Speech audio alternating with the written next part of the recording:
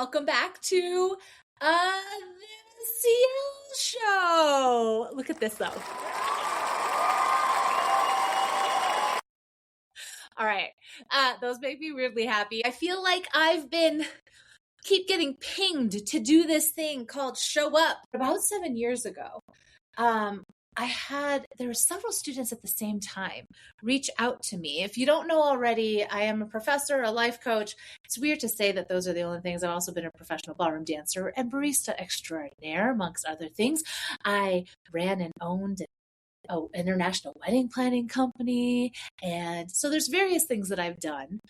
The one that has been a major part of my career life is being a professor. And about 7 years ago, I had a couple students who asked, and they're like, do you ever, is there a way that you could teach outside of the classroom? Or could we share some of the conversations that we've had in the classroom with other people? And the one that I remember the most specifically is she wanted to have these conversations with her cousin who lived out of the country. So it just started to tweak. I don't know. It just kept being like, ooh, maybe this is something I lean into, is creating more content, teaching, finding ways to educate and to teach outside of the classroom. Now that was 7 years ago, and I dabbled a little bit, and there's been, I feel like, a whole era since then, but the pings have been coming back, and y'all, I've been dismissing. Let's be real. I've been like, really, we're going to, and I've been scared of the judgment, and I've basically been postponing for a long time, and now it feels important. I don't know why it feels so important, but we're going to lean into this. We're going to lean into this because something that's important to me is to do the new hard things that feel lean into the uncertainty if it feels important to me. And so this is one of those. Now it was interesting though, because today too, I was thinking about the content that I wanted to create, or just like having a conversation and having a topic. And the first sort of thought came up, the first thought that came up was, oh my gosh, I'm going to have to rally. Because I'm taping this in July of 2026. June and July have been tough for me. Life has been lifing. There's been several things that have been happening with family and just various things that are coming up because of it for me. And so it's been really interesting, honestly, for me to know that life has been hard and difficult, and then I'm actually in the muckety muck of it and working through a whole bunch of things. And also that I feel so much joy and so much satisfaction and so much excitement. And there's still so much fun. I mean, I was at an Ed Sheeran concert this past weekend and a Rockies game, and I get to snuggle with my kids and my husband, and my relationship is just super sweet. And I love the pace of my days, and I just feel so grateful. It's amazing that I can feel so grateful in this life of mine and sitting out on this porch and simultaneously know that I'm working through the hard, and that and my nervous system and my body, we're just feeling it. And so when I was thinking about rallying, it just made me think of content and socials and how often we put on this where it's like always excitement, always the good. And it feels so disingenuous. At least today it did. It felt so disingenuous, especially if I'm going to try to create content for the majority of the days of the week. It's not sustainable. Talk about not sustainable to do like the and also we're not that all the time. Even me. Many of y'all don't know me yet, but I am excitable. I am loud. I do love to scream and to screech and to celebrate and to dance and to just that is me. Also, I do need some downtime.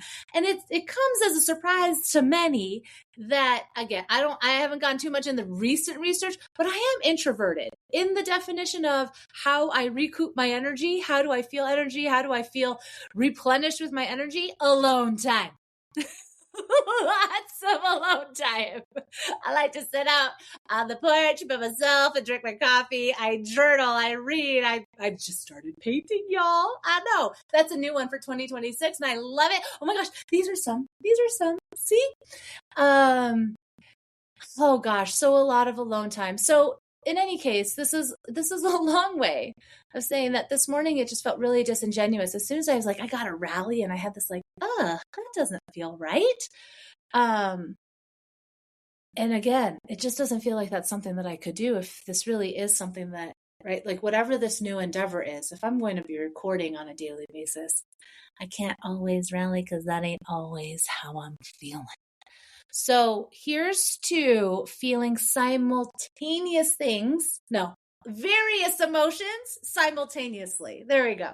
Various emotions at the same time, holding that I can feel extreme joy and satisfaction and gratefulness and peace at the same time that I'm holding a lot of stress and uncertainty and struggles with my family. And so, my son actually made me some tea. And so I just made a tea and, what does it say? The unknown is where all outcomes are possible. Enter it with grace. That's so perfect. Cause this endeavor, y'all, is my unknown. I don't know where this thing is going to lead. But it does feel really important to me right now. So here we are. Cheers. Actually, that's a perfect segue into one of the things that I have been thinking about talking about, a topic. Let's do it. Let's just do it. Because I was thinking about authenticity. And I know I actually don't like that term anymore. I know a lot of people use that when they talk about me. They talk about how amazing it is and how authentic I feel and how real. And I don't know, but I feel like authentic right now sort of has like a nyam taste. But I was thinking about what a student told me last semester, and that she kept saying, especially at the end of the semester, how were her words, how transformational the class was. And at some point, I think I asked her, like where transformational, how, like, is it the content, or I didn't know. In my head, right? I was like, I don't know which was the part that's transformational, because transformational, that's a big term. That's not one that I hear often, especially from students, right? I hear that inspiring, absolutely, or that, I mean, I get really blessed with the amazing comments that I get from clients and from students, but her words are transformational. And when she elaborated, it was like, she's like, Cielle, it doesn't even have to be the content, but how you are in the class and who you are in the class, and that you get to just be you. Again, her words were, she's always surprised at how she'll like just be like, oh, I could do that. Like I could do that and I can be that out loud. Like people are allowed to act this way. And I took that as an amazing compliment, because being me out loud has been something that, I mean, feels really good to me. Right? Like I do love having fun and dancing and joking and also being serious at the same time. And I love being that in front of people, you know, and in a classroom. But that has been important to me. But it hasn't always been easy, and that hasn't always been the case. And so again, I was just thinking of her comment about how I was actually trying to sit with it, in how us being ourselves can be seen as transformational, where the assumption underlying that, I would think, is it's sort of normalized for us not to be ourselves, right? Or to put on pretenses, or to mask up, or to showcase parts of ourselves, but not all of ourselves, right? And I was wondering more and more, is that becoming the norm? Has that always been the norm? Is it worse with social media, or maybe it's better with social media. And when I say worse or better, I just mean, does it happen more or less? And I was brought back to a moment in time. I can actually remember the time where I decided in my life that it was important for me to be able to act like myself in various situations with various types of people. So something that y'all may not know about me, because I don't share it too often, is that I did college and undergraduate and graduate school fast. So I knew that I wanted to be a professor, that I wanted to teach in higher ed or at universities at a young age. I was 14. I watched the movie A Mirror Has Two Faces with Barbara Streisand, and she's standing in front of a lecture hall. And I remember at 14 being like, that, whatever her vibe is, that's what I want to do. And I just did it. And so I majored in comparative literature, and I finished my undergrad degree in 3 years. And it was a double major and a minor, I think. So it's doable. And then I went right into my master's. It was actually a doctoral program, but I was mostly ABD, which stands for all but dissertation. I think I had 1 or 2 classes left plus the dissertation, but I was so tired of school, and I was so dismayed with trying to find a topic and all of that. So I got a terminal master's, what's called a terminal master's. So instead of completing that doctoral, I just said, let me finish right here. Let me finish whatever I need to do to get my master's at that point. So I was 21 and I was graduating with my master's at the same time that my friends who had started with me were graduating with their bachelor's. And the moment in time that I remember is that my mom wanted to have a graduation party for me. So I went to Bloomington, Indiana. I went to IU. Go IU, IU. Okay, so I was at IU. My mom comes and she's like, of course, she's so sweet and she wanted to celebrate. And she's like, let's throw a graduation party. Y'all, I froze. Legit, my brain stopped. It was like trying to function, but it was not functioning. And I was trying to figure out, who was I going to invite? But what stopped me and what I couldn't figure out is I honestly didn't want to invite anybody. I didn't want to have the graduation party because imagining all of my friend groups in one room, I had no idea how I was going to act.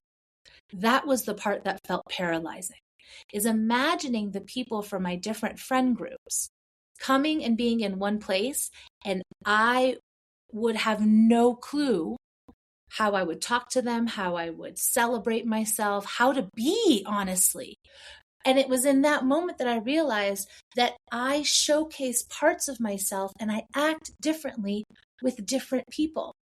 And that those groups didn't necessarily see the other side. Or if they did, I didn't know that, right? Like I was sort of like, I guess I had to fill whatever this perception was of mine. So for example, my friends that I started freshman year with, they knew me as being super silly and super loud. And I guess I stole people's French fries without asking. And I don't know, I danced a lot and I didn't like to drink. So I tended to be DD if that actually happened, but I could have a lot of fun with no substances. And so they just sort of knew me as that like loud, vivacious, silly. I think we were also talking with like a baby voice. So that version, I'd go to frat parties and they knew me as that. Now, I also had all my grad school friends. Right. So these were students who were in comparative literature, also in French and in German, I mean, just in various languages. And they were all from the doctoral programs. So they knew me as an intellectual, right? They knew me as somebody who would have theoretical conversations about literature and paradigms and whatever that would be. And it was very serious. And I was also teaching at that time. So I was teaching classes. So those students also, or those friends of mine also knew me as an instructor. And at that point, I probably wasn't as vivacious as an instructor as I don't know. And then what was another group? Oh, and then I was part of the Filipino American Association. I'm half Filipino. My mom's Filipino. And so, and I think it was called like programming chair or events. Anyways, I feel like I would plan amazing events. You want an amazing party at the courthouse? Yes, done. I was choreographing fashion shows. I don't know, choreographing dances. So big time events that happened on campus for Asian American associations or Asian American groups, and people would travel from different campuses to come. I planned a lot of the events. So I sort of had that, like, whatever that aura is, except for I can't say aura because then it negates my aura, right? So whatever that vibe was of like programming, just managing a lot of people and being that person that was willing to go do all of those things. But I did have a certain amount of respect there, right? And then I'm sure I had a way of talking with my Asian American friends or whatever that was different. So in any case, my mom wanted to have a graduation party. I freaked out. Like, I was like, don't even know. I don't even know if we had. I can't even remember. I think I just said no. I think I squashed the whole thing because, again, I had no clue how I was going to act if everybody came from different groups of people that I knew of. And then all of those too are different than how I would react and talk to my mom or my dad or my brother or whatever, right? So it just felt very strange. And I remember from that experience being very clear for me, because this is what it mattered to me. It doesn't mean it's going to matter to everybody else, but to me, it mattered that how do I want to say this? It was important for me to be myself around a variety of people. I think that's what I took away from the experience. I'm trying to think of what my wording would be. I think it was more like I just wanted to know that I could be myself in any situation, that I didn't have to compartmentalize, that I could actually honor the vastness that is me. I don't know. I think that movie, The Multiplicity, that's what I mean, but that I have multiple facets to me and that I can be excitable and I can be a leader and I can be an intellectual and I can love to dance and I can. So there's various aspects to me. And it was really important to me at that point. And I wondered, it was more in the form of a wonder, like, is it possible for me to be myself, to feel like I am myself in all of its glory, in all its complexities, in any group? Is it possible for me not to just showcase one aspect? Is it possible for me not to try to conform? Is it possible for me not to mask up? Is it possible for me not to try to go overboard and people please and try too hard to get people to like me? Can I just be me? Whatever that looks like. And I'm thinking of today at the beginning of this thing, even this morning when I'm like, I'm going to have to rally to create a video. And there's still a part of me that's like, no, because that feels real disingenuous to us right now. And we're allowed to show up in all, we get to show up however we feel like, with some tea or not, in life when it's hard, in life when it's exciting, and that they actually coexist. Right? Like, let's talk more about the coexistence of multiple things occurring at the same time, us feeling very different, and then that we're really, I like the multifaceted, but that we're just complex beings and we get to be all of it. So, again, I'm thinking about that student who said that it was transformational just being me.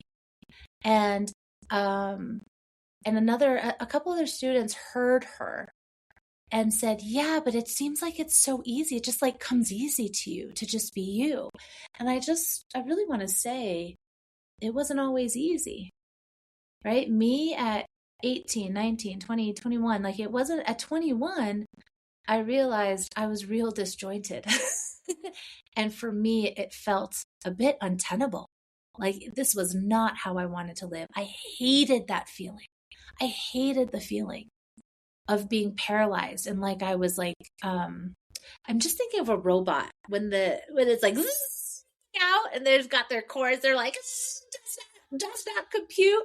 Whatever that feeling was, I was like, really? I'm not going to celebrate myself. I'm not going to have a graduation party for myself because I don't know how I'm going to act if all of my friends are in the same room. Yeah, that no more. Now, I don't remember what happened afterwards. I don't know what progress looked like. I don't know what I leaned into. I know that I continued to lean into trusting myself, but that's been a 25-year process, right? Or 44 years, however you want to look at it. Is it easier for me now? Yes. Can I show up like this in front of you and show up like this in front of my students and show up like this in front of my friends and show up like this when I'm doing a keynote? Yes. But y'all, I'm 44 now. That was 23 effing years ago. So I do love that it's easier for me now. But there's still moments of vulnerability. And this format and me being here with y'all is a vulnerability piece. It does take courage for me to show up in this way because this is a very different kind of space. And so I just really wanted to honor, I guess, that I really appreciate. I love that being authentic, whatever that means, or real or truthful, or ourselves fully in front of people is transformational. Perhaps that could be something here. Maybe y'all could feel it through the screen. But I think I really want, if there's any lesson here, I guess, since that's sort of where I gear to, it really is that this is a 23-year process. And it wasn't always like this for me. And at 21, I had a moment in time where I realized that something felt so gross inside that I knew that I wanted to make a change for me. I wanted to lean into being more and more myself out loud because that mattered to me. Being able to be myself and feel like myself again in the variety of contexts really mattered, especially since I knew, and it's sort of like I knew what I valued and I wanted to also be that as a leader. And I also, honestly, I was curious to see if it was possible.